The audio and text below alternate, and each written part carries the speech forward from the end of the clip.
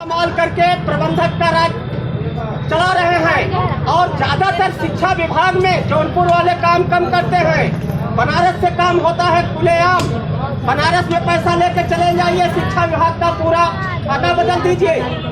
तो बनारस के अधिकारी अपने यहाँ चुनाव कराए, फर्जी लिस्ट से चुनाव कराए, मृतक का भी चुनाव करा दिए, मृतक भी वोट दिए हैं, सबकी लिस्ट है, सबको हाई कोर्ट ने रद्द कर दिया है। फिर भी प्रबंधक लोग फर्जी ढंग से प्रबंधक बन करके पुरानी जमीनों को बेच रहे हैं, मालामाल हो रहे हैं।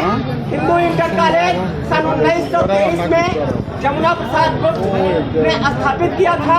उस समय जवाहरलाल नेहरू ने उद्घाटन किया था।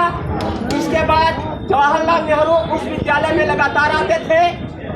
जमुना प्रसाद की मृत्यु के बाद उसमें प्रबंधक पद गैर थाना के लोगों ने, सुजानगंज के थाना के लोगों ने, राजा राम और क्या क्या नाम है, विजय बहादुर, विजय पांडे, दयाराम, अन्य पंडित लोगों ने कब्जा कर लिया, जिसकी वजह से वो विद्यालय पूरी तरह चौपट हो चुका है।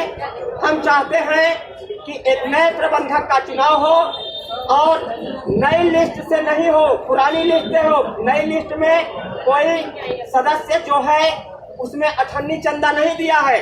इसलिए हमारे सामने ब्रजेश गुप्ता जी हैं, ये स्वर्गीय जमुना प्रसाद गुप्त के नाती हैं। ये बादशाहपुर के जमींदार थे, सारी जमीन बादशाहपुर की इन्हीं की है। ये ब्रजेश कुमार गुप्ता की सारी जमीन को हिंदू इंटर कॉलेज में दे करके ये देखिए खड़े हैं। आज उस इंटर कॉलेज में ये नहीं जाते, उसकी शिक्षा व्यवस्था, उसकी सारी व्यवस्था चौपट हो गई है।